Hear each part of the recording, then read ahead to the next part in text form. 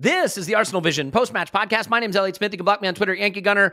Good morning, good afternoon, good evening, Gooners, wherever you are around the world. I hope you are feeling the joy, the elation, the absolute liftoff from not just the result, but the performance from the season we are having together.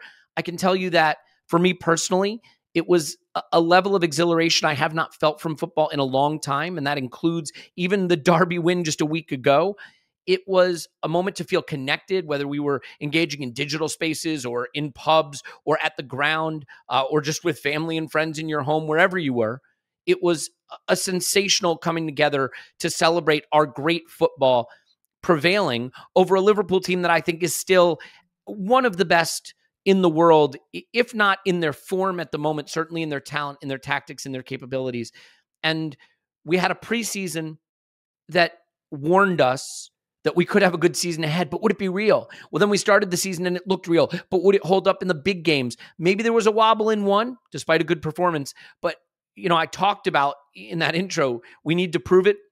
We proved it. And I think it gives us a tremendous launch pad for the season for these players.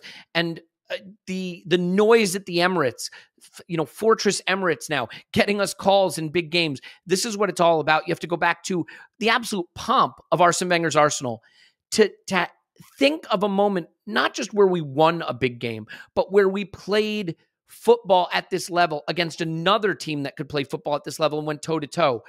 I remember getting bullied by Barca, but beating them. I remember being bullied by Bayern, but beating them. I remember winning the FA Cup with Mikel Arteta, almost in a small club way, but beating them. Those are great moments. This is something new now. This is stepping onto the stage and being every bit not just capable of playing at that level, but capable of dominating at that level in moments. So I hope you loved it as much as I did.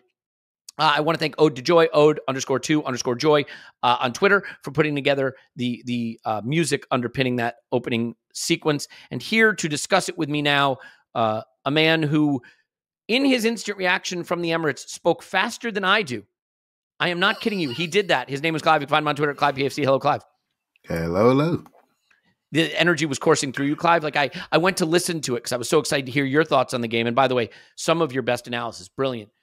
I was convinced 1.5 speed. I don't know where you channeled it from, but you had it. Yeah, that's something called Stella Artois fueled that one up, mate. I don't know. I think it's something called Don McKell's football fueled that one. Here with me now as well is Paul. You can find him on Twitter at Pause My Pants. I'll pause. Woohoo! And our recording environment has booted out Tim, which is really unfortunate. We will have him probably on a rewatch tomorrow. We will have him on the main pod throughout the week. There's going to be a long week of Liverpool talk. I don't think Boda Glimt is going to drive the kind of conversation this has. So don't worry. We got a week full of Liverpool content coming for you. Not content about Liverpool, content about beating Liverpool. Clive, I'll start with you. I want to go big first, and then we can get narrow. We can talk the lineup and Tommy on the left and all the incidents that made the game so special, including the lows, but a lot of highs.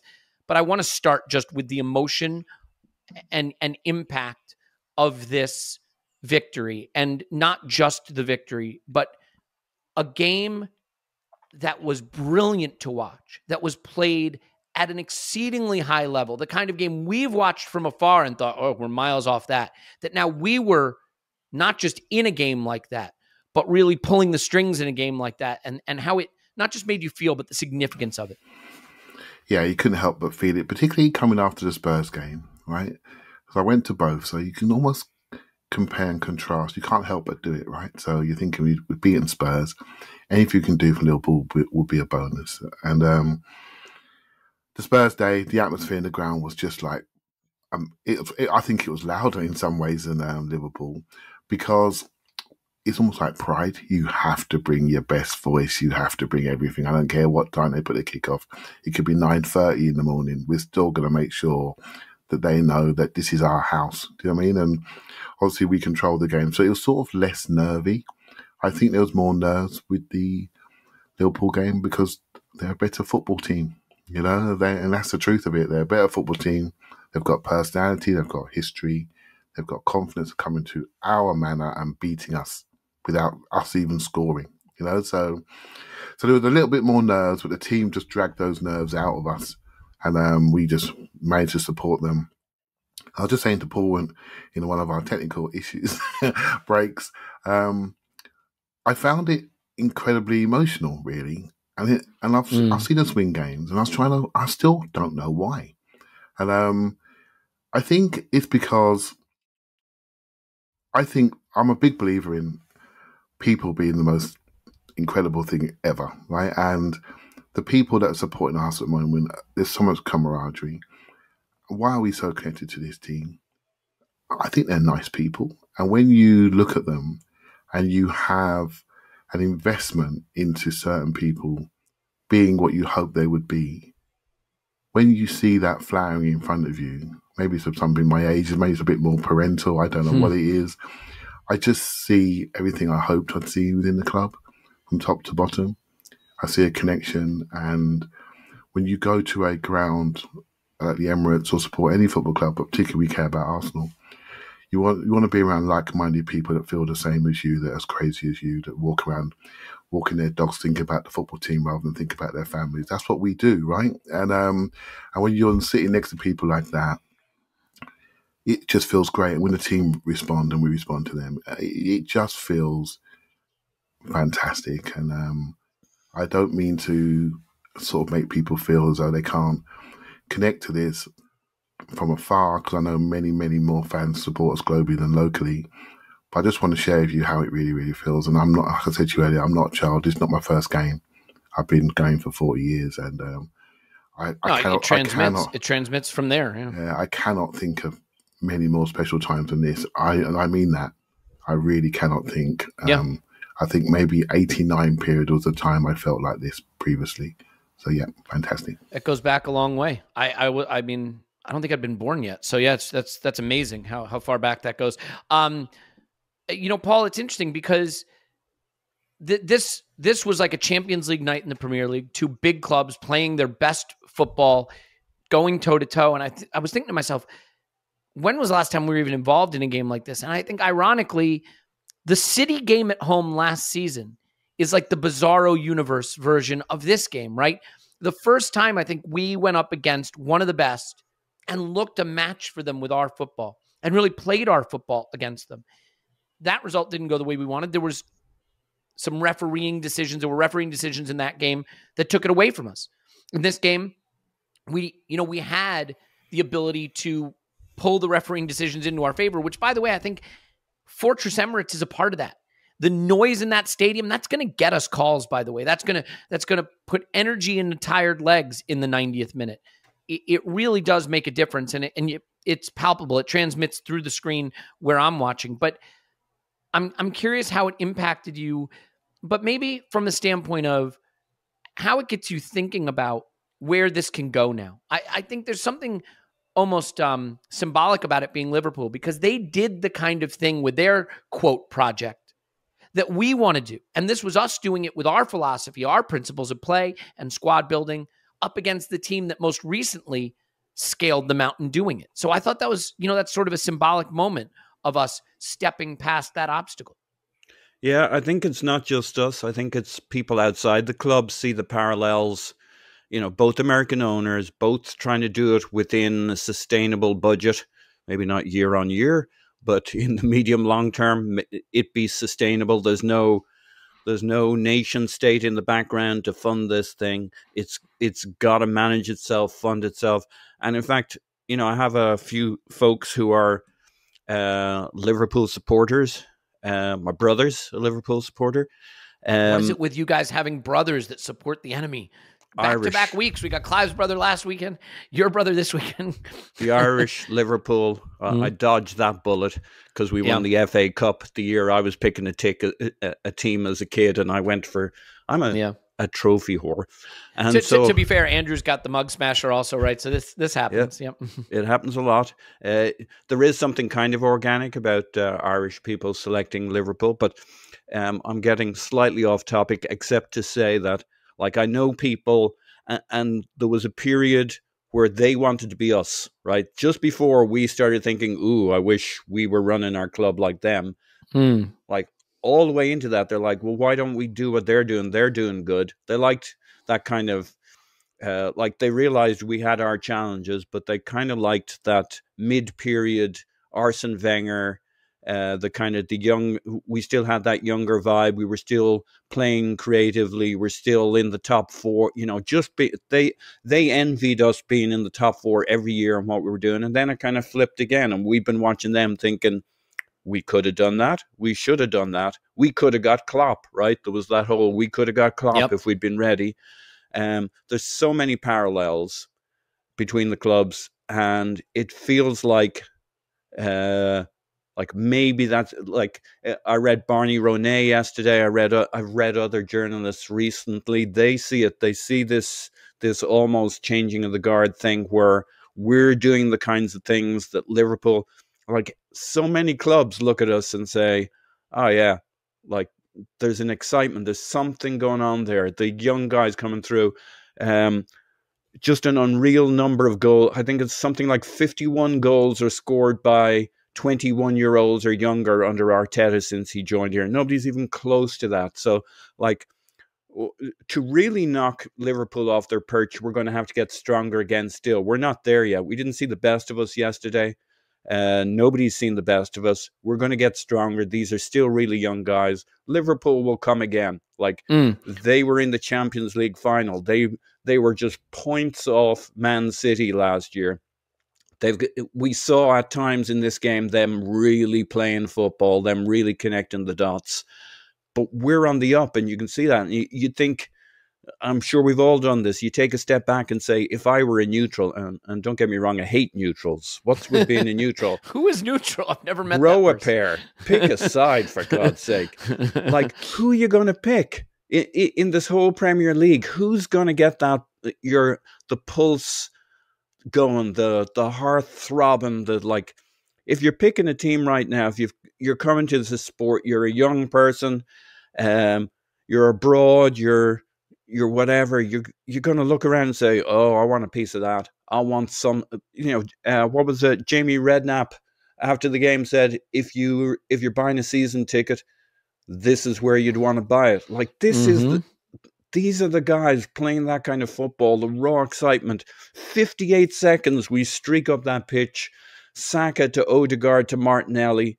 I mean, what more do you want? Just those names, just like the guys again, like Ben White, Saliba, all in that build-up. That first goal, it's like, what more could you want if you're watching football? It's like thrilling. And Liverpool were great too, right? They drove the pace for big chunks of this game. But what a ding-dong battle, back and forward. What a pulsating game. Like, these are the games that people are going to look at and say, what a cracker. What a classic. Yeah, well said. And I think it feels so significant, and it gives us the ability to just really enjoy the season ahead. I think it's interesting, right? Because you see people wanting to reach for the idea that Arsenal can't be this good. Oh, they were lucky. They were this result, this decision went for them. They were lucky. And there's this narrative forming now that, like, if we don't have all of the ball and all of the chances and the other team participates in the game in any way, then we were lucky to win. Because I don't know what you wanted from that. How were we lucky? Because Liverpool were in it? Of course they were in it. They're an excellent, excellent team. Yes, they were in it. But this is one of the biggest XG differences in any game since Klopp's come to Liverpool. This was their lowest defensive line in almost a year. What does that tell you? On the balance of chances, on the balance of where the football was, we were worthy winners. And I think there could be no better demonstration of that than towards the end of the game, where Jurgen Klopp is making subs to save the point. And we're passing them to death after we take the lead. The 100,000 passes. That was the moment that we looked like the grown-up football team ready to really ascend. When you've got Jurgen Klopp bringing in Fabinho and Harvey Elliott for attackers, and you've got us, after we go ahead, taking the ball and saying it's our ball. You can't have it. I mean, just magnificent, magnificent stuff. Let's go back. It's the second manager in a row that in some form or other, Conte, then Klopp, kind of waved a white flag. I mean, Conte's was a very large white flag. Klopp's was this isn't going well. I'm going to kind of play a middle safe game. He didn't decide he didn't want the points, but he, takes off Salah. He shores up. He could see the tide coming, so he wanted to rebalance it. And he's like, this may not be our day. Let's see if we can get a point. Yep. Well said. So, all right, let's go back to the beginning. We're going to get through it all. I promise. You're going to stay with us the whole time. I don't care how long the podcast goes. You're going with us. Why wouldn't you? Look what we got to talk about. Clive, we got to talk about one of the most significant things that happened in this game, and it happened before the game started. You being right. I think there are a lot of people that just really, they're not here for football talk. They're here for you puffing out your chest and trying to be right. For the record, by the way, I think you being right, I want to take some credit because I feel like I gave you the platform to be right. So really, we were both right. But not just the 3-2 score prediction in your Super 6 or whatever the hell that is. The Tomiyasu on the left thing. This is an example of how a deeper squad changes everything. Because you have Saliba, you don't need White at center back. Because you don't need White at center back, he can go on to become one of the best right backs in the league. And because you don't need Tomiyasu at right back, you can pick a very specific solution for a very specific game. A guy who is a tremendous 1v1 defender, never gets beaten to his right, who is an ambipedal, so he's got 2 feet that he can use when he's pressed. Tomiyasu hasn't played left back for Arsenal since the away derby, steps in one of the hardest games you'll have all season, and boom, masterclass. So your thoughts, maybe on being right, but if you want to set that aside, more importantly, on Arteta's critical decision to play Tomiyasu at left back. Yeah, being right's not important. Trying to understand what we're doing and what defending is. What defenders have to have. He says with now. the giant grin on his face. I'm sorry. I just got to call it out for people who don't watch the pod. The grin. It's like the Grinch. It's crazy. Ear to ear. Go ahead. Yeah, and, how long, to be honest, when Arteta could buy new defenders, he did straight away because he knows that's where build-up starts. He knows they're going to be exposed. He knows he wants to load the front part of the pitch with 5 players. And to do that, you've got to have secure defenders that can play on the halfway line that can reduce the space, right? If they're 2-footed, great. If they can tackle, if they're like 6 foot, great. If they can run, brilliant. So this is all the stuff. So if you understand defending, and understand what defenders are doing in the modern game, which basically means they're all deep line playmakers, for God's sake, then you need to look at players that are out there that we need to put into our team. And when Tomiyasu arrived, I thought he's absolutely fantastic on the right. I just look at the team and go, okay, how are we shaping up these days? And, we really are doing a 5+5. We have 5 people behind the ball and 5 people ahead of the ball. 2 or 3 of those roll in, try to crowd the centre midfield, and we create our pods in wide areas and do our stuff, rotate, bang, bang, bang, in we go, right? Energetic centre forward that plays on the crescent, on the arc, that pins people, that goes to either side and also drives down the centre and can carry. It's all good stuff, specific stuff that I didn't know 2 years ago, but the manager's taught me a lot of this, and I've tried to project forward. To me, Tomiyasu playing left back, as soon as I saw it, I thought we got a chance here. And as that game unfolded, how grateful for him were you as you were watching the game? They were switching diagonals. So grateful. How grateful. And this is it. You got to project forward. He was winning the ball in the air. He was pressing. Some people think it's just because Salah's left-footed. I think no, it's because Liverpool have good attackers. It's as simple as that. And I think the Rangers game maybe informed Arteta what they were going to do. They kept 4 up in a line, and we had to have 4 people in place. It wasn't an inverted fullback day. This was a flat back 4 day. And our best 4 defenders were on the pitch. And that's the truth of it. They are our best 4 one-on-one defenders. And they were going to get stretched, and they got stretched. And I think I learned something from watching the game. I've learned to say when you're playing really, really good teams, your really, really, really good players that you really, really like are going to have really, really bad 10 minutes. And it's just going to happen. They're going to play a pass that's great. They're going to hack one away that looks ugly because we're under pressure from a really, really good player. Mm. Do you know what I mean? And I think this is something that we have to remind ourselves. We want to be in these top games. Every now and again, we're going to show frayed edges. And but then it's how you recover. And I felt we recovered fantastically well in this game. So, yeah, I will say, back 4, mate, I thought they were excellent while making me nervous at the same time, if that makes sense. I said this going into the game, I said it was going to be a goal fest. I said that there's no way we'd keep a clean sheet because when you look at the talent that Liverpool put out there, when you look at their stats, when you look at how they're playing, the fact is they are still a dynamic attacking force. This was always going to be about whether we could create more than they did. I think all things considered, we actually limited them well. I think they wound up with around 0.86 expected goals, depending on whose model you look at. They had fewer than 10 shots in this game. I don't think they had the attacking game they would have hoped to have had or have had in most games, but they were always going to carry a threat. They did, but I thought more often than not, our back four handled them. And Tomiyasu just told Salah, this isn't going to be your day. Right from the beginning, there was a moment, Paul, where Salah had it 1v1 on the left-hand side in the kind of space where he likes to twist a fullback inside out and get past him. Tomiyasu just walks up to him, takes the ball off, and we're going the other direction. And there is something about how you set a tone with a player and put it in their mind that they're not just going to have it all their way. You know, and sometimes the opposite happens, right? We saw Martinelli right from the beginning roast them, and the game goes on to be the Martinelli show. But for Tomiyasu, he sets the tone with Salah. Salah winds up having a nothing game, and I think it is as much a part of this victory as anything we did on the other side of the pitch. Yeah, Clive's right with the back four. I mean, we had four centre backs in that back line, and they're all serious. They're all front footed. They snuffed out basically everything in front of them. I think maybe Liverpool were loading up with those four attackers in our back line. It was, it ended up being very interesting duel. We played through the pitch, up our wings. Like, our goals are fantastic to look at.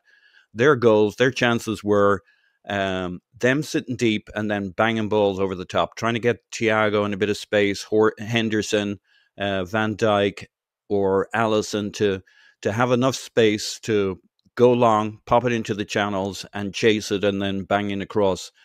They ended up getting reduced to a fairly simplistic game. Now, they got some very talented players, but basically that's what they did. That's what they had. That's why midfield was not this. We didn't have this advantage in midfield because it really wasn't a midfield battle. The midfield was all about second balls getting knocked down, who would win it, who would get to it. And Arteta talked about this. What he really tightened up at halftime, no huge organizational change. We just needed to be sharper, who we pressed, when we pressed, so they didn't have time. And so, there were incidents. I'm just going to stop you just for a second. I think if we're going to talk about things we got wrong, we have to say credit to Thiago. Because I thought Thiago, when fit, can still be one of the best players in the world. And in the first half, during that period, Paul, he was absolutely running the show. My hat's off to him because that was an unreal performance from Thiago at one point in the first half. And to our credit, we adjusted and we were able to take him out of the game, and Partey was able to come more into it.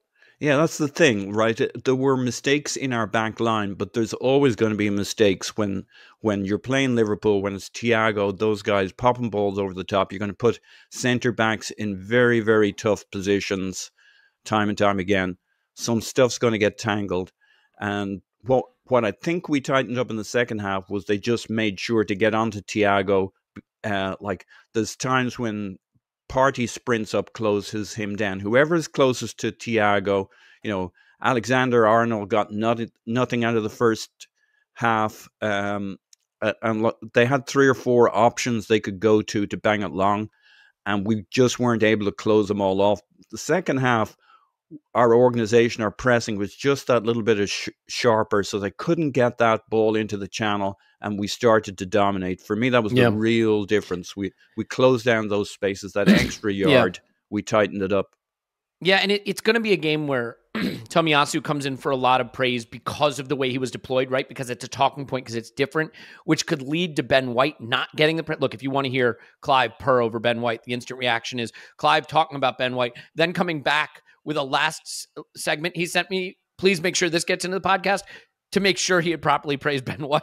So Ben White's football in this game, man, was it? Yeah, overlapping, underlapping. If you saw him play, you would never think he was a defender first. Absolutely incredible on the ball. And he's going to get better because I think now that he's getting in those positions, I think his delivery, his final ball delivery can get better, and it will because he's getting more chances to get into those positions. I think it's funny, Clive, because this was a game for Gabriel Jesus to have to do all the ugly work and the wide players to get to do the fun work. this was a game for Saka and Martinelli in particular, to just run it and run and push back fullbacks and run at them and have fun. And Gabriel Jesus to bang with Van Dijk and Matip right in there and in those congested spaces. His hard work, I think, really freed up the areas that the wide forwards were able to attack. That first goal, though, it's funny. Goals are so important, and yet they don't always lead us to the conclusions we should have, because I thought Odegaard was off his game in the first half. But despite being off his game in the first half, he delivers just a beautiful, thoughtful through ball, not going out wide to Martinelli, but through the space between defenders for him to run onto. It's an easy finish. How important and how special was that goal, and how important do you think it was for us to get that early? And I think instill the belief in us that this is our game to go take, because this was a star turn from Martinelli, and it starts in that moment, which is, I think Saka and Odegaard deserve a lot of praise. The ball Saka plays to Odegaard is beautiful. The ball Odegaard plays to Martinelli is sensational. Yeah, so, that goal it crackled off the pitch, right? The speed of it was just incredible. Were you even seated yet? You saw it, I assume? I was there. I watched. I was in full learning mode. I watched the warm up and everything. Trust me, I was there. And so what happened? They popped forward, right? And let's be honest, they could have scored. They had an overload in our right back situation. Ben White is out of position, and Sleeper flicked it across square, and that told you their game plan. They wanted to pop the ball. He gets lucky. Yep. They wanted to pop the ball on our two centre-backs, and they wanted to stress our two young players that have been getting all the plaudits, right? And particularly Saliba, they wanted him. They wanted to out him. They wanted to stress him. Like, he got stressed versus Rashford. Let's be honest, he did.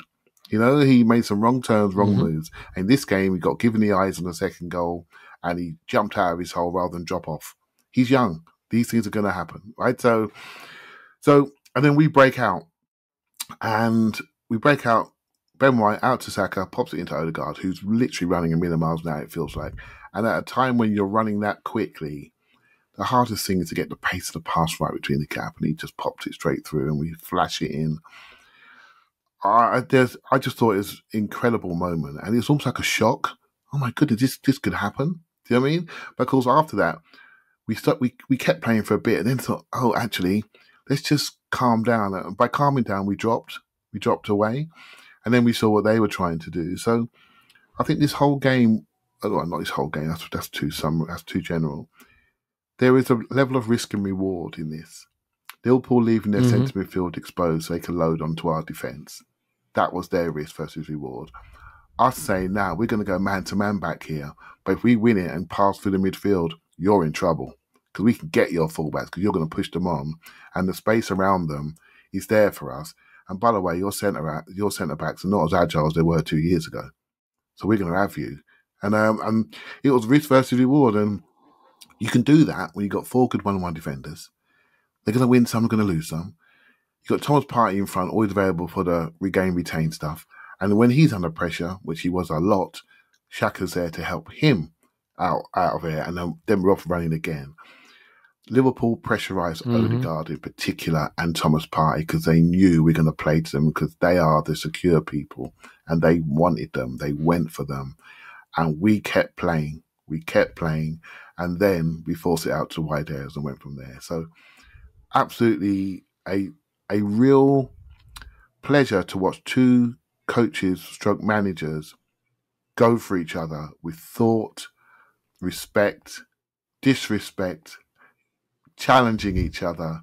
And I just thought it was just great to see it unfold, and great to see that we were part of the whole story. Yeah, I think it's interesting. Paul brought this up in the instant reaction, but it's a thought that I think it's an idea that I think is such an interesting reflection. The Martinelli goal against United early, that would have been one of the best he's ever scored. One of those memorable big game goals that's ruled out. And this one he gets, right? He holds the run, he's onside. That one was ruled out by a soft foul.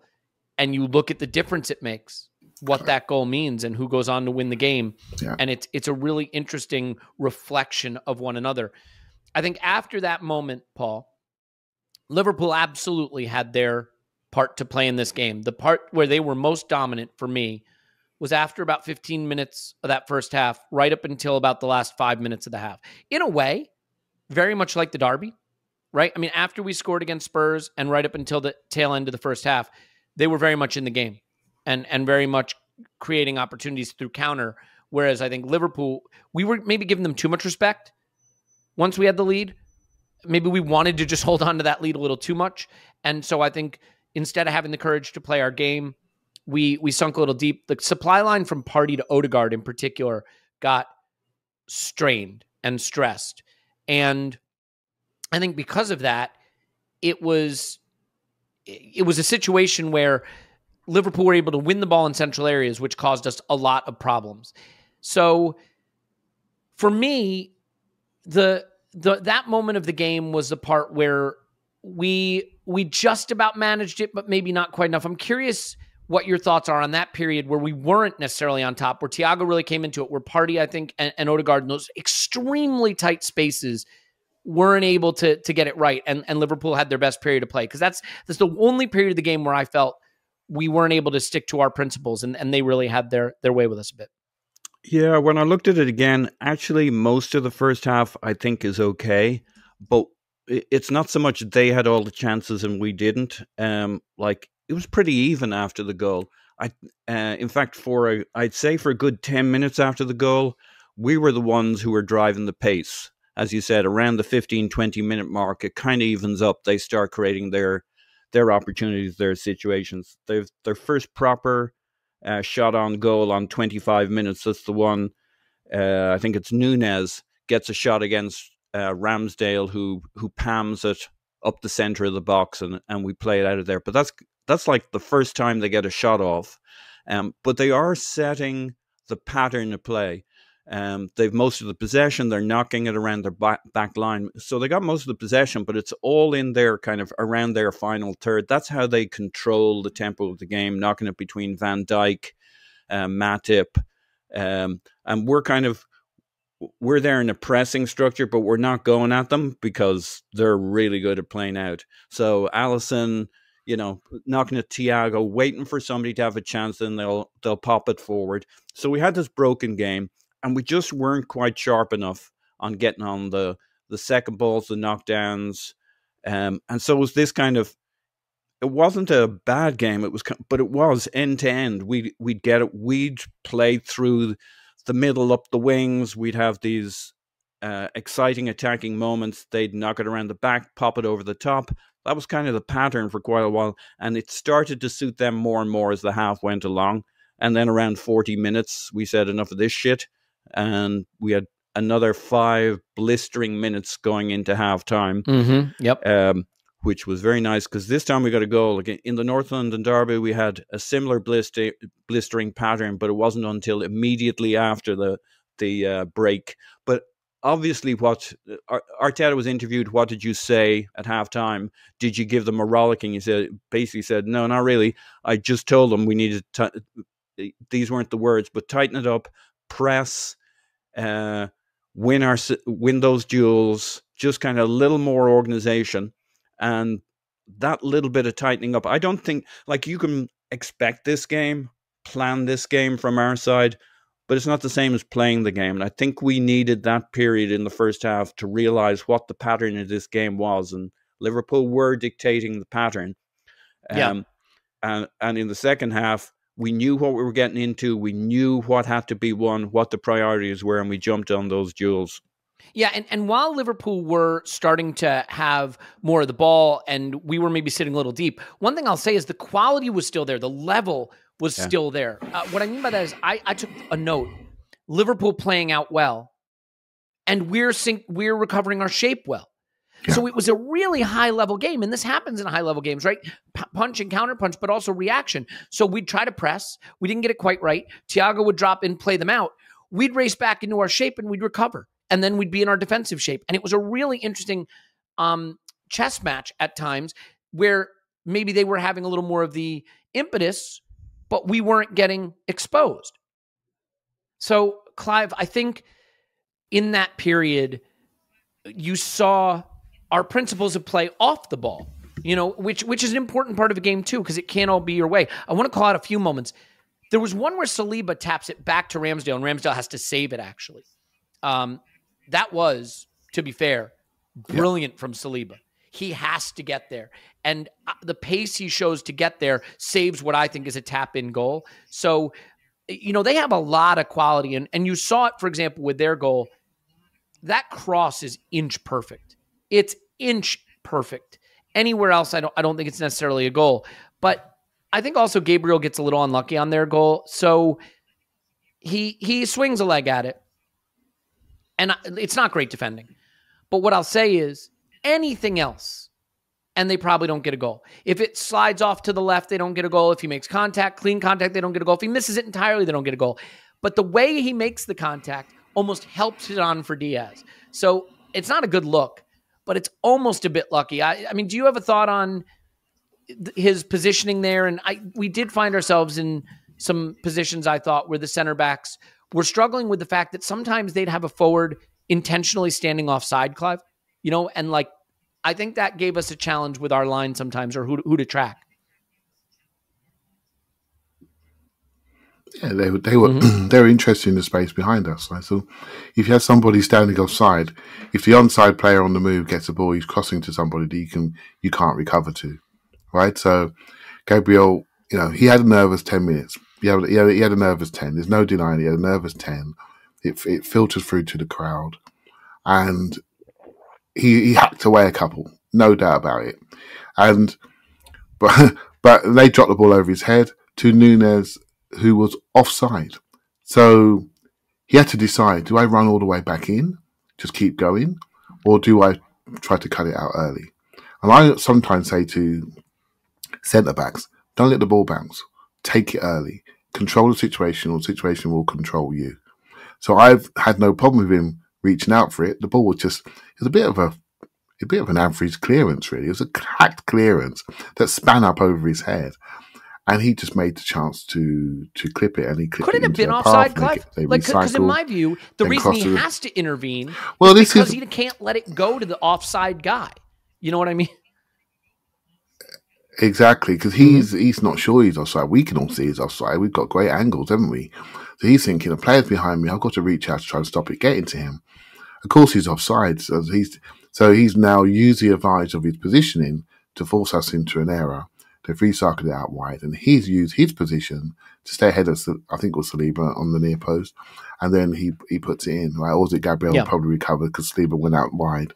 So, and that's the situation. So, I just think Liverpool had a plan. They wanted to pin us back into a 4. They didn't want to see us go into a 2-3-5. They wanted to flatten our back 4, much like Spurs tried to do with their wing backs, and it stressed us a little bit. But what I loved about this was, on our second goal, and this is after Gabriel's going for his 10 minutes of fame or shame, right? So he's going for his 10 minutes. He stopped, bombed upfield, created the overload, which allows us to... Yeah, and steps over it, by the way. Has the presence of mind to step over it, right? And leave it for Saka. Yeah. So players will make mistakes. Players will have a rocky game. Players have a rocky 10 minutes. But the key thing is how you react to that. And he reacted to that in-game, in the same half, and said, I'm not accepting it. I'm off. I'm off to the races. I'm not going to hide away. I'm off to the races. You better come with me. And his ability to get himself there really, really was the thing that sent us in at half-time 2-1 up, when I think it was a 1-1 half-time scoreline, to be fair. If I'm being honest and objective. On the balance of play, 1-1 was a fair result. We went in there with our heads up. Right? Well, Paul, thoughts on that? Yeah, look, the one thing everybody says is you don't let Liverpool have the space in behind you.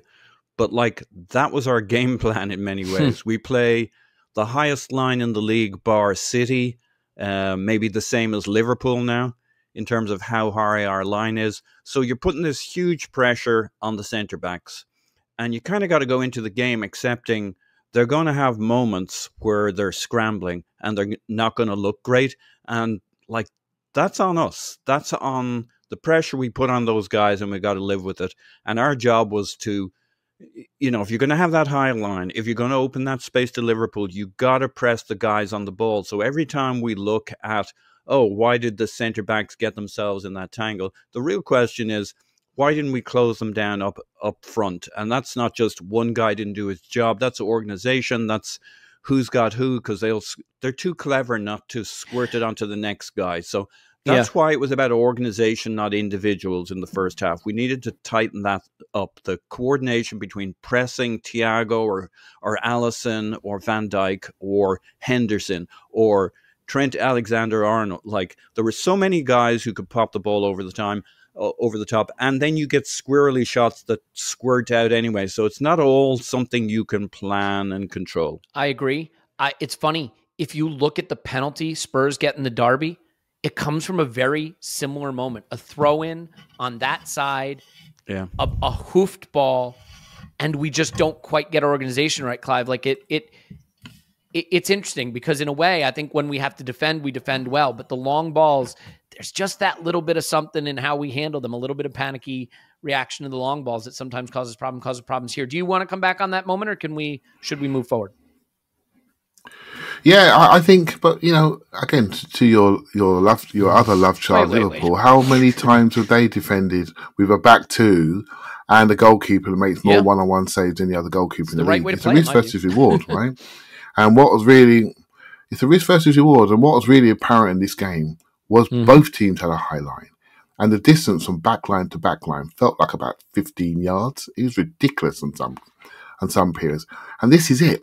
They're trying to do what we're trying to do, squeeze the space, force a mistake, try to get a transition going. That's what they wanted to do to us. And they squeezed us up, pushed us back. It was man on man, right? It's macho stuff. We're not scared of you, and we're going to drop off where we need to. And every now and again it went wrong. But this is what we want, isn't it? If we want to beat these teams, we have to go into the rooms where they are and play their football and do it better. And Paul's absolutely right, by the way, about pressure on the ball, organisational pressure. He's absolutely right. But every now and again, they're good. And they're going to beat that and then send us running backwards. And we got to have people who can win those races and be nice and calm under that pressure they're going to put us under. And then when we get it, we're going to feed it into their sides and say, what you got one-on-one? Can you get two people out here? Can we still stop you in these wide areas on a sixpence and recycle the ball like we did 2 or 3 times in this game? So, an unbelievable tactical game. I cannot wait to rewatch it. I'm telling you, it's one of the very, very best we've seen. Two very talented teams that want to do very similar things. And ultimately, I think we did it a little better. And yeah, there were periods where they did, because they're still really good. It's funny, watching City and Liverpool these past few seasons, what I've noticed is they create a lot of havoc in the attacking third from wide spaces. But it's how they get there. They got to go through the middle to pull players into those congested spaces, to pop it back out to the wings so those wingers can do their damage.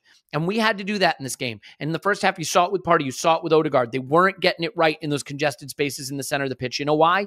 You've got a split second. How many times was there a ball that went into the middle and it was almost like preternatural the way a Partey or an Odegaard knew there was a man on and gave it first time back or to someone else?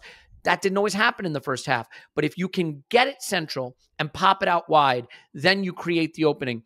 That Martinelli goal at the end of the first half, Paul, it's congested spaces, but once it finds its way out to Martinelli, he's got the room to work. That goal is brilliant by him. It is a moment where maybe we haven't had it all our way in the half.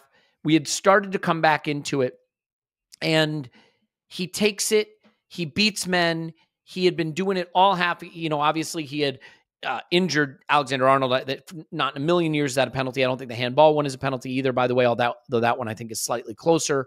And he torments the players down the side. Gabriel, his run is important there because it forces a defender to have some focus. He steps over it. The delivery from Martinelli is perfect. And Saka still has work to do. He's got to go to the ground, try to get a foot on it, which he does. And it allows us to go into the half with a lead.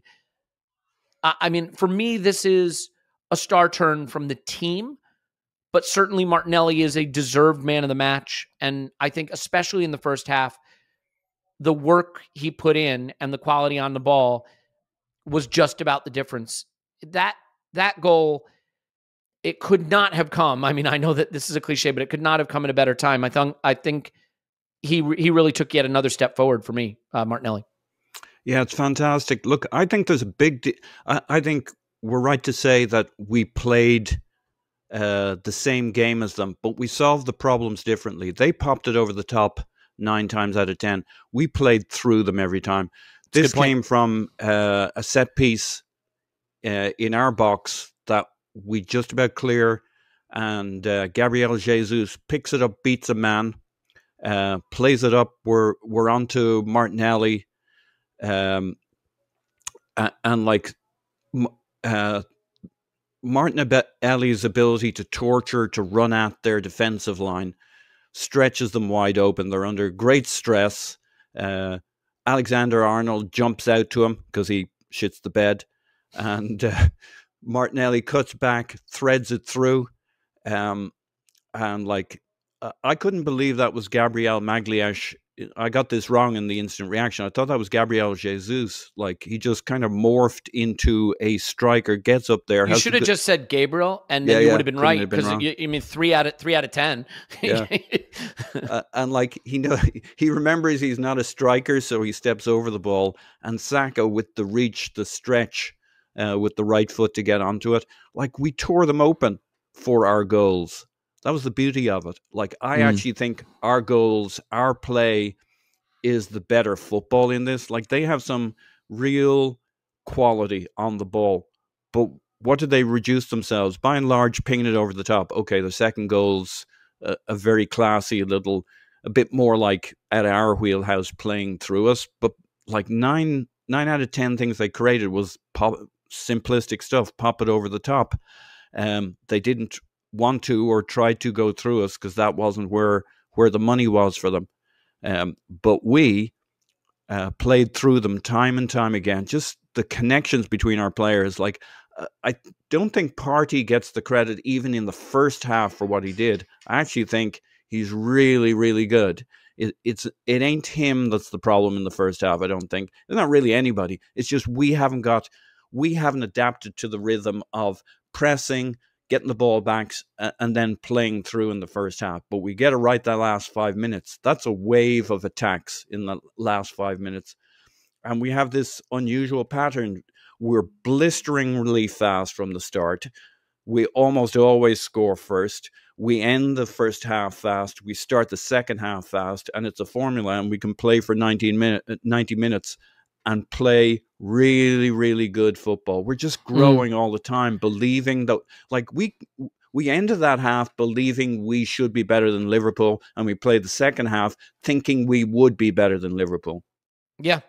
And Clive, the goal allows us to do that. I mean, I think we would have anyway, but obviously getting that goal gives you that extra lift going into halftime in the dressing room and the adjustments. But I do want you to talk about Martinelli a little bit, if you don't mind, and maybe both wingers. I thought both of our young wide players had really, really good games in their own way. I thought Martinelli was more eye-catching in some ways. Saka, though, stepping up to take the penalty, it's just such incredible courage. And he is a player for the rest of his career. There will be people that only ever think of him as the guy who missed the penalty in the Euro final, and he just wears that. And I almost feel like it's the thing that gives him the confidence to step up and stick 2 fingers up at people every time he's got a penalty to take. Every time he steps on the pitch, it's a beautiful thing. But they both were so important. I think Saka in the way that he was able to get us out of tight spaces. Martinelli, obviously, with his quality. He ruined Alexander-Arnold, both with his quality and with his studs, to be fair. Diaz got a yellow for fouling him. He made a beautiful play to tee up Odegaard at the top of the box. And Odegaard shot tamely at Alisson. And you can't really begrudge him a shot from that position. But Bukayo Saka is just standing all by himself on the right in the right channel. So I'm looking forward to rewatching again to see that moment. But what are your thoughts of the wide players, and specifically Martinelli, maybe going from Arsenal star to just star, perhaps? No, let's do both please. The wide players, because they have different characteristics, and I thought Saka played a beautiful game. He's now worked out how to be an 8 out of 10 and not be at full gas the entire time, right? So, and I think there are certain players in his team that we on purpose overburden, and he's one of them. And when he gets the ball, it's always three, and he always finds a little alleyway to get out of there, or he travels with it and creates things from those moments. I saw a bit of analysis on TV this morning. Stephen Warnock, I think his name is, very, very upset, ex-Liverpool player, talking about how Van Dijk should have shown Saka down the line. Well, you can't, son, because he's driving at such an angle, at such pace, with the ball so close, that he's now created two options just by the angle that he drives at Van Dijk has at, and the pace by which he does that, which opens out the rest of the field for him. I thought he was excellent. And I'm sure the penalty was just a moment of beauty and real mental strength, right? And so Martinelli was equally as vivacious, shall we say, and so aggressive and so fit. The speed by which he moves and the bravery by which he moves. He's taking it up to people at top speed. They want to just kick his legs off, and he still keeps going and going and going.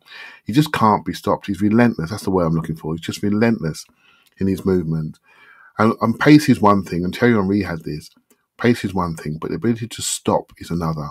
If you can stop, you can really move people around and change direction. So he's got the speed, agility, and he's just increased his power and age and maturity and presence.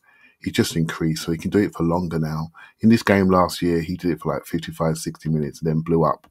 As soon as he did, our hopes had gone. Right? So, but I have to put a special mention in when we're talking about Martinelli to Granit Xhaka's role in his presence in the game, because we targeted that side. Granit Xhaka turned into a left winger on occasions. He was a left 8 running through the lines on occasions. He was also a left back in a back 6 on occasions.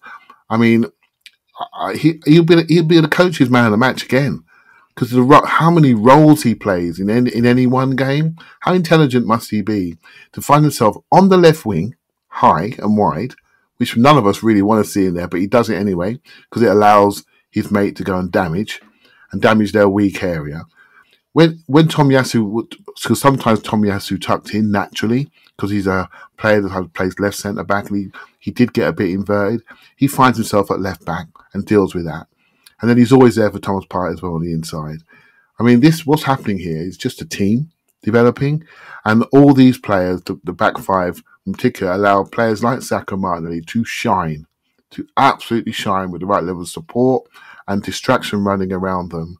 And so I had to give Xhaka a shout out, because I think once I calmed down and the beer went away, you look at this game and you realise there are some soldiers out there doing work for the superstars, and Xhaka is definitely. Can I add on that one, Clive? Please do. Xhaka bangs in 3 crosses into the 6-yard box just before the penalty, and for the situation that causes the penalty, where he does that like inside to out little diagonal run into kind of the Martinelli space on the left. 3 really good crosses. A couple of them he's got to really twist his slow-moving frame around to get there, and like he's just growing into that role all the time.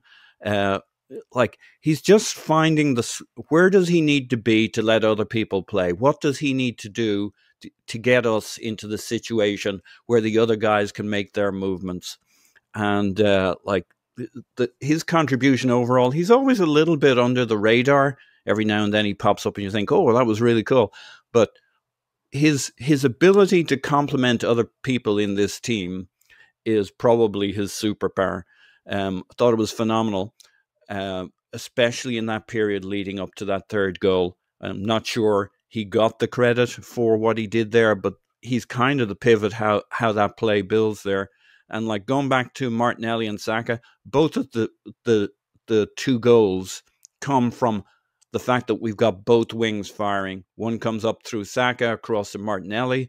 The other one goes through Martinelli across to Saka.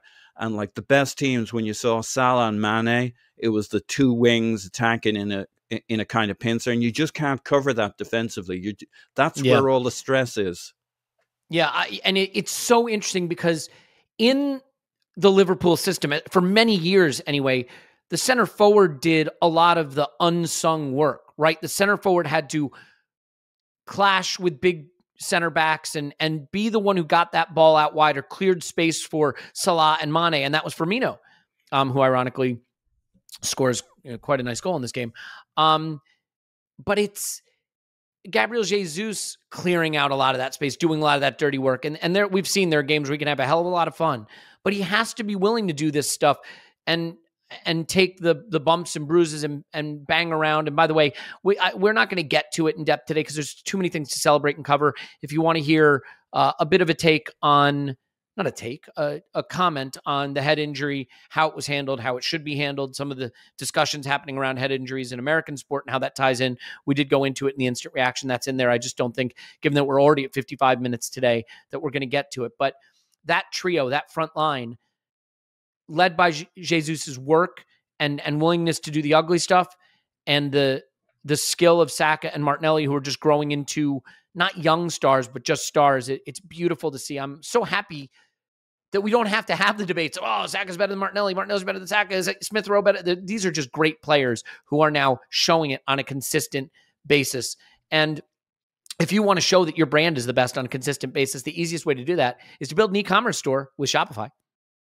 It's the best I could do. So it's the best transition I could do. But, the funny thing is they give me a whole big list of copy and things I can talk about in case I don't know what to say about Shopify. They don't need to send me this because I've used Shopify a number of times. I'll say this. If you have a brand, if you have a product, if you want to start a store, if you don't have a product, Shopify is absolutely something you should try. You can literally find people that make a product and say, I'd like to sell your product in my store. And Shopify will just link you to their supply. And all you have to do is take the orders. Shopify lets you sell in person. They have point of sale systems. So if you want to sell in person, you can. You can sell on TikTok and Facebook and Instagram. So if you're like, I don't need a web store, but I do want to sell on my social media, they'll enable that. They let you drag and drop build beautiful professional looking sites. In fact, when we had our merch store, which for all kinds of complex reasons is not up and running at the moment, but I built that on Shopify. It's easy to do. They have great support. It's the fastest, simplest way to build a professional looking store, to sell the products, to grow your brand, and to sell on all the platforms that matter to you.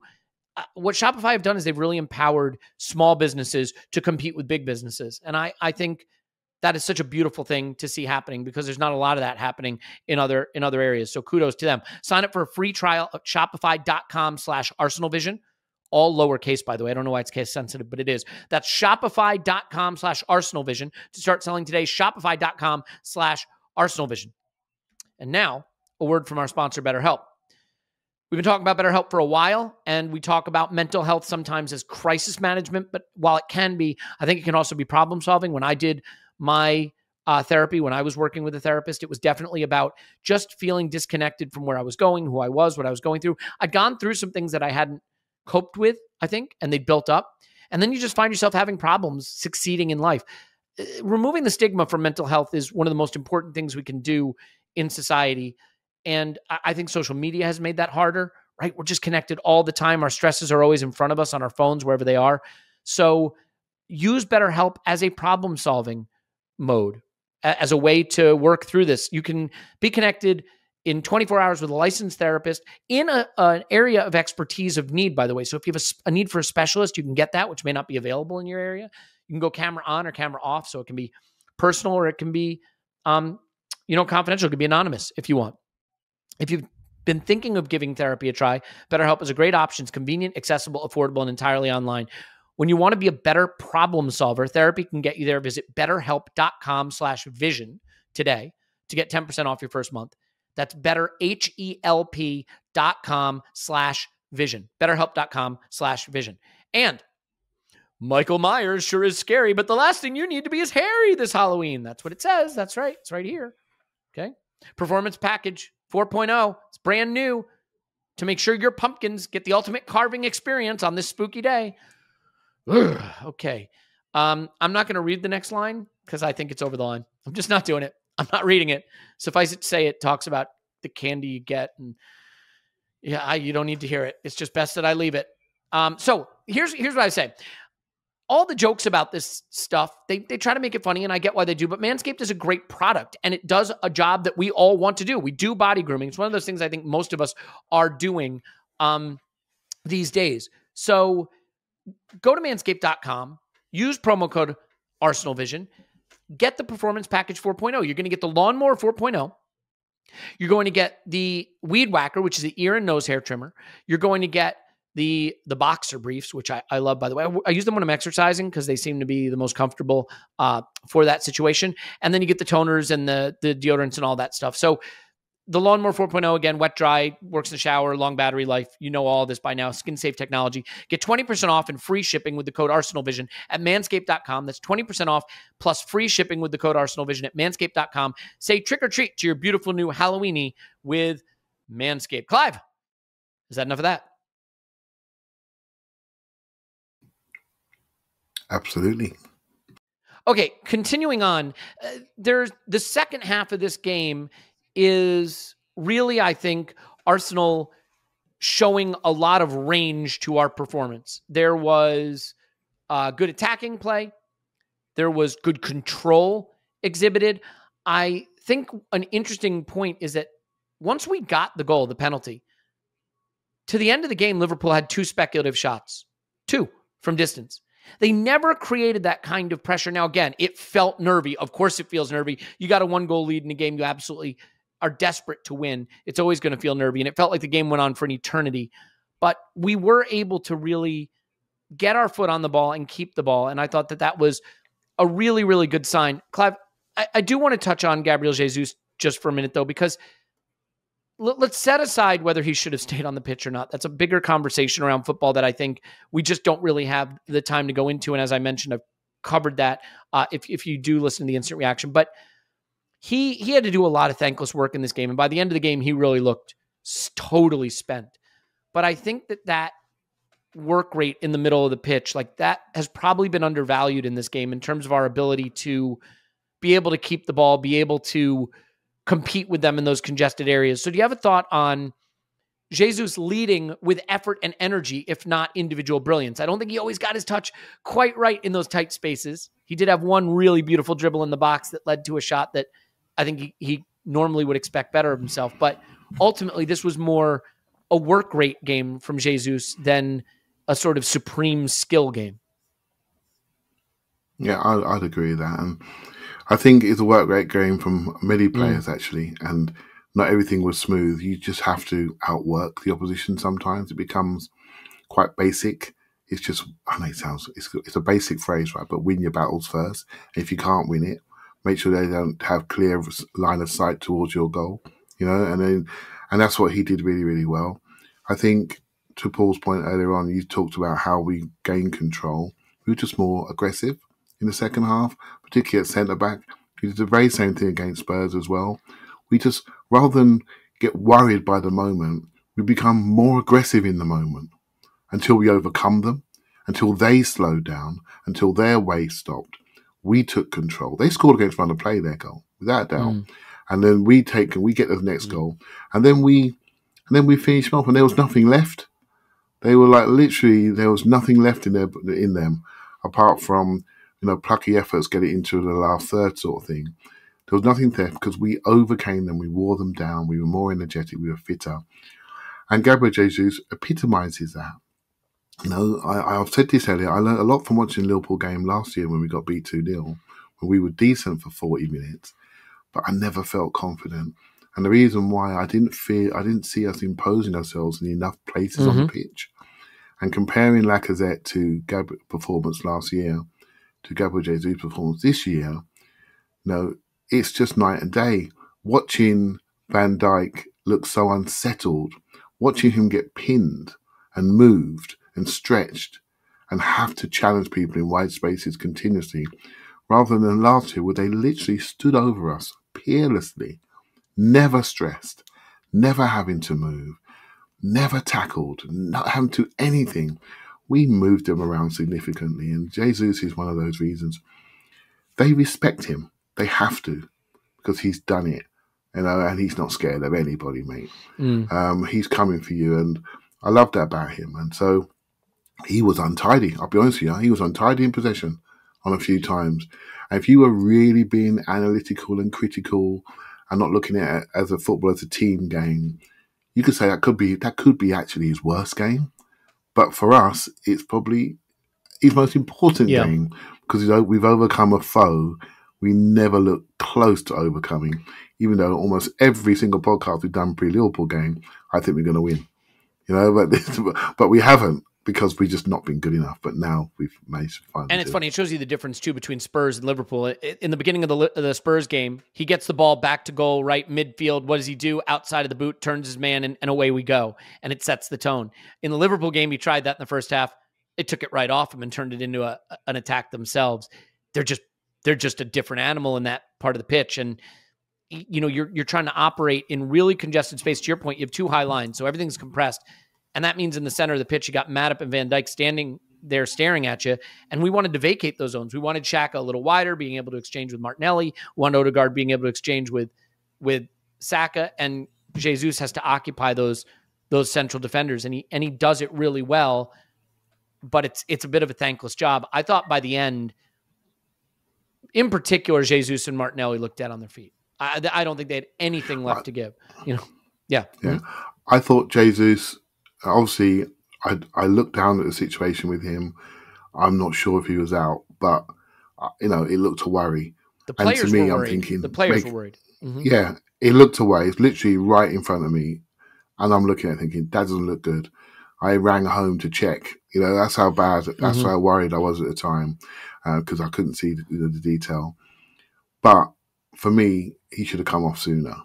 We can debate whether he should have come off. I wasn't sure of the actual issue, but he should have come off sooner anyway. Because he was flagging. Martinelli was fine. Trust me, Elliot was fine. How does he do it? He went 90 on Thursday, 90 again here. No, he didn't do 90. He didn't do 90 on Thursday. He did 90 at 40%. So what is that? Like 40? Yeah. 35. And so yeah, I felt that was the one little nitpick, but again, statistically, he may not have looked so good, and I'm sure somebody will tell me, but influence-wise, Jesus, that could be his best game for me, because that's the best opponent. I think you're right, Clive, because you look at zone 14, right, that area in front of the box, we dominated that compared to what Liverpool did. Touches in the box, I think it was something like 44 touches in their box. I think that's the most touches in the box they've allowed against anyone in 2 years or something crazy like that, or since other than City since Klopp arrived, something crazy like that.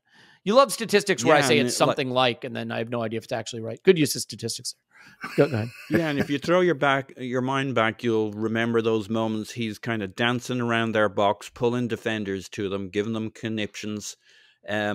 Like, it wasn't his standout game, but like, he still gave them all sorts of problems. They had to go with him every time. He does have some nice spin turns, and away he goes, enough to remind them that if they don't stay on him. So he's pulling them out of spots, opening, like, we have access to those central areas. Normally when you're that effective down the wings, it's because you're giving them problems through the center. Otherwise, they'll just be all set up to run you down the touchline, but they're not, because he's creating gaps and holes, and like, there's a reason they went for him.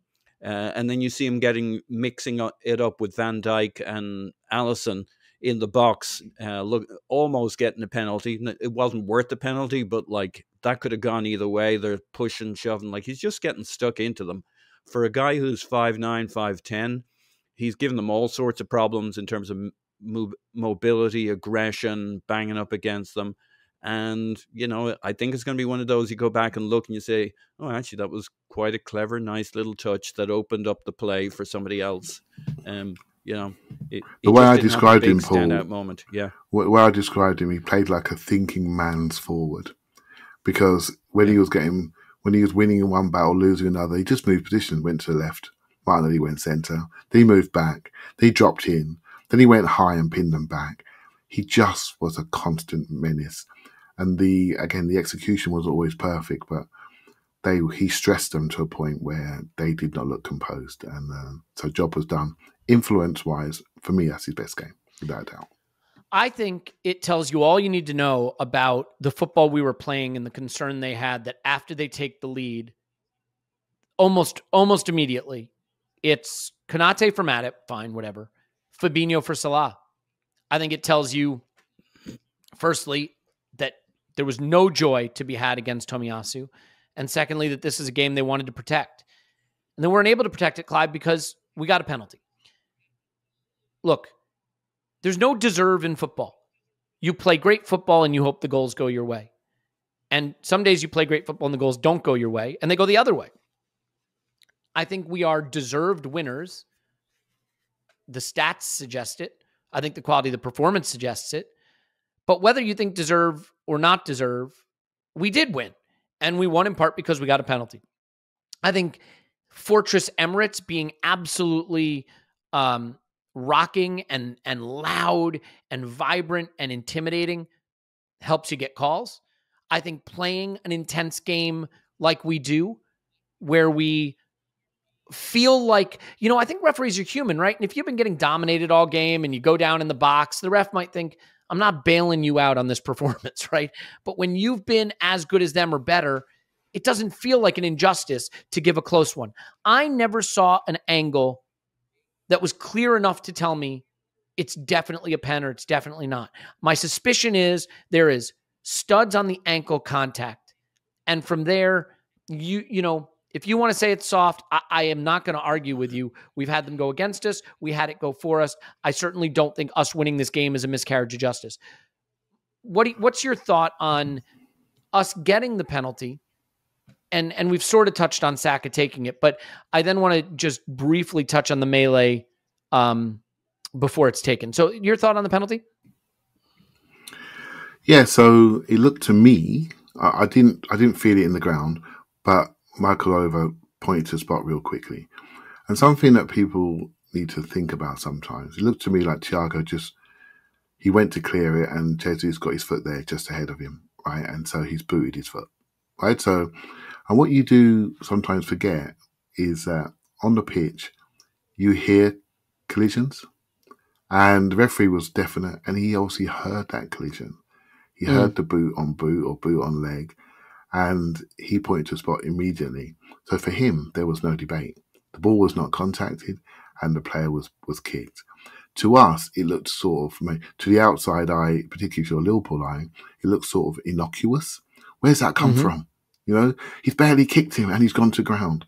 But to the referee, he's contacting the box, hasn't got the ball, not in control of the situation, not in control of the ball, not in control of his actions, and he's kicked a player.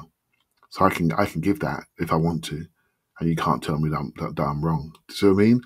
And so, well, no. By the way, a stud on the ball of your ankle, that you have every right to go down. Well, that's going to hurt like crazy. To me, he just booted him, and that's all right. He just stole in there. That's what Jesus is. He's just all over him. He's kicking through the back of the player, right? Yeah, he's no rights to get to that ball. He's kicking through the back of the player. He's having some impact on the outcome of the shot. Tough titty. Yeah, he just got his leg there around in front of the ball, and he's gone and booted him. And it's up to the referee if he wants to give it, and he gave it. So I have no debate with that, really, and I don't really care.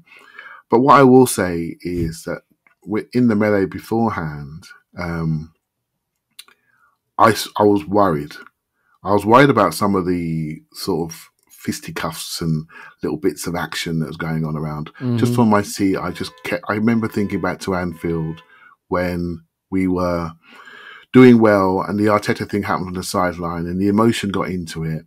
And I felt recently that teams are looking at us, they're respecting us a little bit more. I felt that Spurs absolutely targeted Gabriel in particular and Jesus in particular to try and get him off the pitch or get him booked.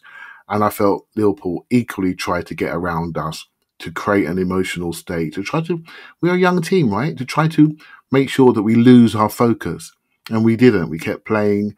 And I was worried that we were going to lose our focus. There was going to be a moment, there'll be an emotional moment, that could be a turning point that would take the game away from us and make us do something silly on the pitch, right? So when the melee happened, all I saw was Jordan Henderson and Granit Xhaka going at it. And when you're drinking and having a laugh at football, that's just what you want to see happen.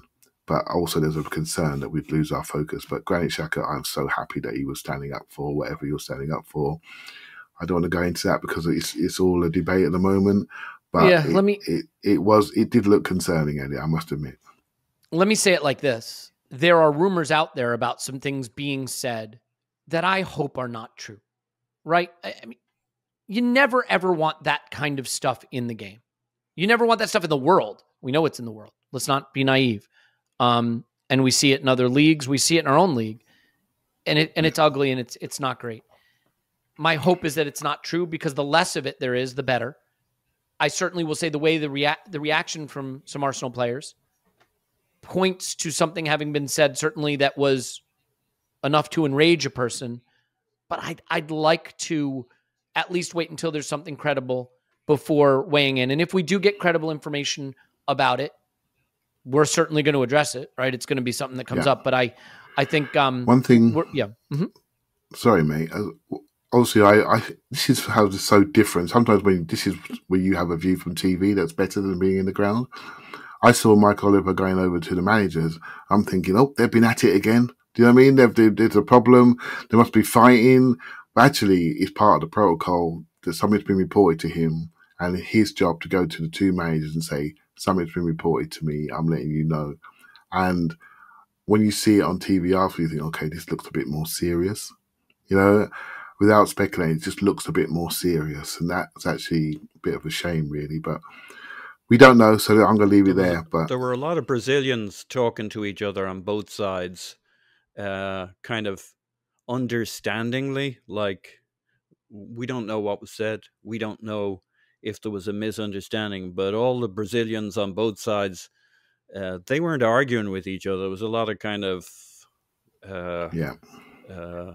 understanding that something shouldn't have been said that was said. We'll find out. Good chance. Yeah, one way or the other, we're going to find out. There'll be an investigation, and at that time, we'll have the right information. I think Clive's point is the important one, which is that we were able to have the temperature turned up like that, that Saka was able to stay cool enough to finish the penalty, to put it away, and that we were able to be cool enough to then not just get through the rest of the game, but really get through the rest of the game in a way where we had our foot on the ball a lot of it, where Liverpool didn't really create that siege that you'd expect from them at the end. And Paul, that's where I sort of want to end the conversation of the actual game, which is just, look, my heart was beating out of my chest at the end. I was nervous as hell. And every time the ball came towards our penalty area, I thought I was going to die. But really, realistically, they never did create the siege. And, Arteta got sort of made fun of at times for the, you need to win the game with 100,000 passes. We didn't do 100,000, but we had, 51% possession or whatever in those last 10 minutes. They had 2 shots from distance, speculative. They never created the siege. And that, I think, is as impressive as anything from this performance, that we were not just able to see it out, but see it out. The word comfortable is not going to be how any of us felt. But in hindsight, I think you can say we somewhat comfortably saw that game out. Yeah, we went 5 at the back at about 82 minutes. And I was like, oh, God, we're going to have 10, 12, 15 minutes of just sitting. 0% possession. That's not what happened. Nope. It was probably our most controlled, around 89, 90 minutes. Okay, then you start sitting back and the lines get real thin in front of your box and they start pumping balls in. But we basically had a good 8-9 minutes of our most controlled football. I'm like, oh, this is actually very calming as we knock it around our back, around the sides, holding on possession. We had by far our most control at that point. I'm like, this is pretty good. Arteta addressed it. He was asked it after the game. He says, because we've had this conversation all along. Is it right to kind of do the holding sub, which it wasn't in this game? Is it right to sit back, risk reward the other side of it? And he's like, basically talking about how, look, you think about it and you think, what message does it send to the players? On the other hand, how do you manage to control the game? So, like, he basically says, I absolutely think about that. I absolutely assess it. And like, you make your choice. And I think this was the most controlled way we were going to have 10 minutes at the end of this game. We were in possession. We were knocking it around 89 minutes. They start kind of hitting the corners with diagonals and getting a little behind us and kind of putting the cat among the pigeons a little bit. But still, for a last, whatever it was, there was a good, healthy 5 minutes of added time here. that was pretty controlled, even for the scrambles that came in that last 5 minutes. I mean, credit to the guys. We had the players out there. We had height. Liverpool are a big team. They're a physical team. They're good on headers, and like we had the boys to handle it and play out. It was, all in all, with the crowd behind them, cheering everything that went right. It was Fortress Emirates at the end. Like that's 2 managers in a row to repeat that who've kind of, in one way or another, big managers of big teams waving the white flag around 70 minutes and us largely controlling it. That's not too bad. No, not too bad at all. And no stupidity, no stupid moves, no clown shoes. Like, I think we're getting very serious. No fools on this team. I was just about to say that, Clive. We now have a lot of strings to our bow, and I think you saw so many of them in this game. In retrospect, thinking about the way we countered at times, possessed at times, pressed at times, the way we controlled a game to take the sting out of it, right? The way we can defend set pieces, the way we attack set pieces. We start to feel like a really professional side. And I mean, we're a professional football club. But what I mean is none of the silly shit, not conceding easy, dumb set piece goals, not going to sleep at stoppages of play, not wasting throw-ins where you just give it to the other team or wasting corners where you just give it to the other team. That we have this more rounded game now. And you saw so many of the aspects of it. Your thoughts just on the final period then, where we were able to use subs. He trusted the bench a little bit. I don't think Arteta has always trusted he's had what he needs on the bench.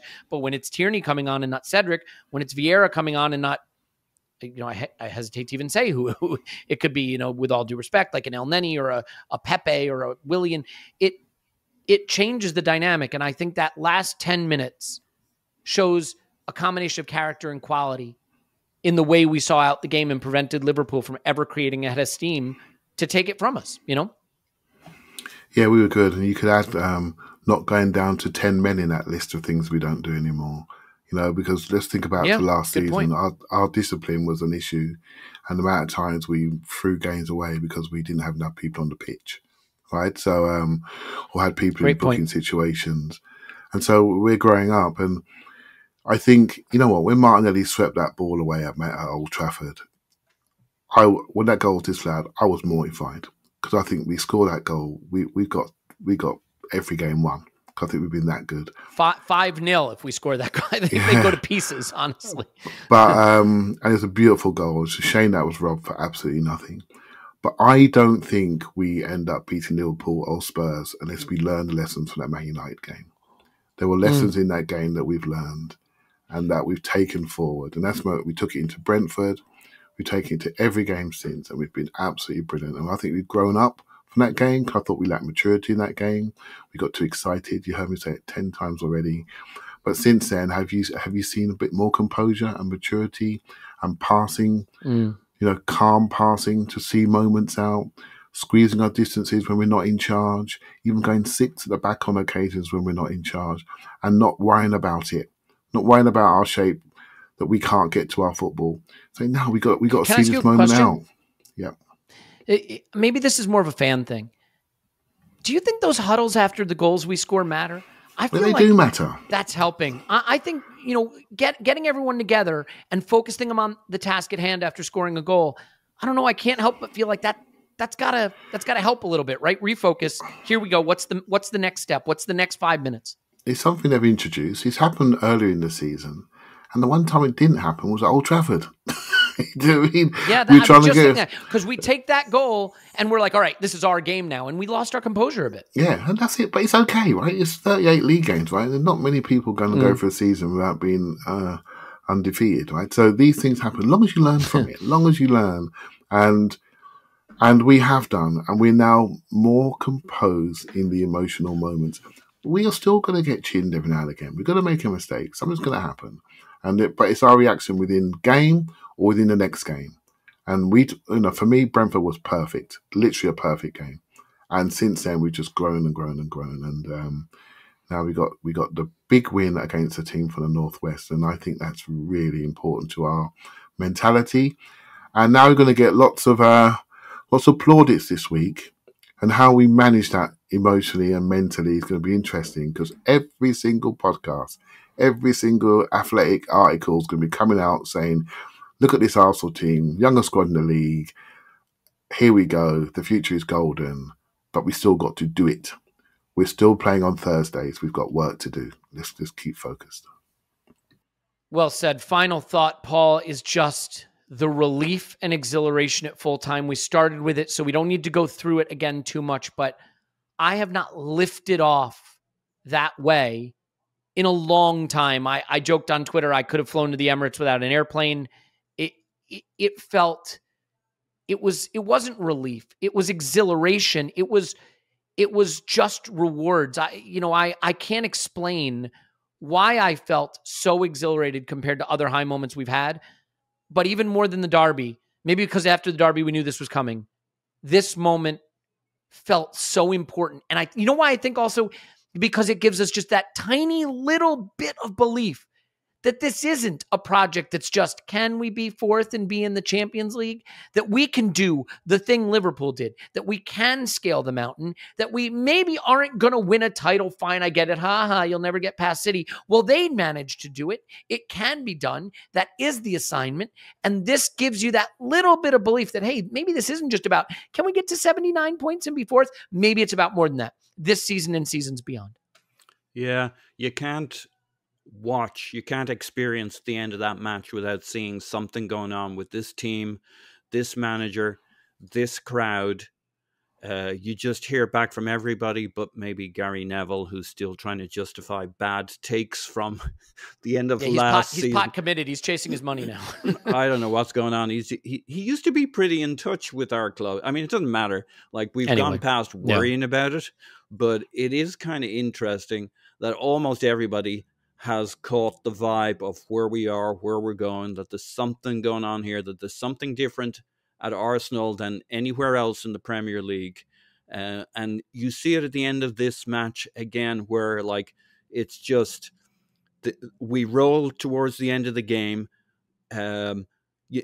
Like there's nervy, there's a bit of jeopardy, but really we think we're going to win. We absolutely think we're going to wrap this up. We're going to roll. We're going to move on. There's relief, but relief to get our due desserts, that we're clear in that last 10 minutes, that last 5 minutes, those last 2 minutes, that this team is serious, that we roll on to the next game. It really has this feeling of a big celebration, and then we're rolling on to the next game, even in those next couple of minutes. Like, it just feels almost like the end of last season when it was going well, before we ran out of players, that you roll to the next. But now we're starting to dominate games. It's not just we're getting the results, we're dominating games.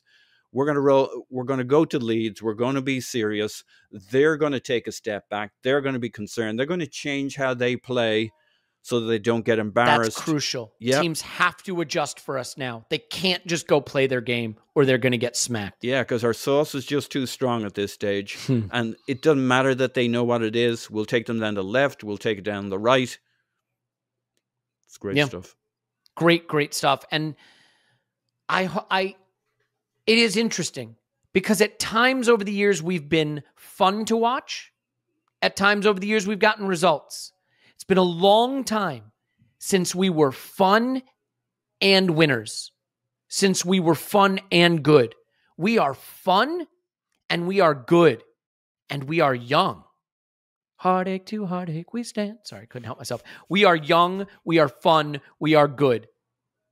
That's not just a daily affirmation. That's where Arsenal is right now. Look in the mirror, say it. I'm young, I am fun, and I am good. Young, fun, and good. Good. I don't know. I might have to change the title that I had planned based on that, but we'll see. All right, that ought to do it. Clive's on Twitter at CliveBAFC. Thanks, Clive. Thank you very much. You ready for the rewatch, my friend? I sure hope so. I imagine you are. Yeah, I know you're ready for the rewatch, buddy. Paul's on Twitter at Pause My Pants. Thanks, Pause. All right, Belinda Carlisle. Woohoo! We are young. Heartache to heartache, we stand. What have I done? Anyway, sorry. Love you all. Thank you for being here. Ignore that last part. You're young. You're fun. You're good. We love you. We'll talk to you after Arsenal 10. Boda Glimt nil.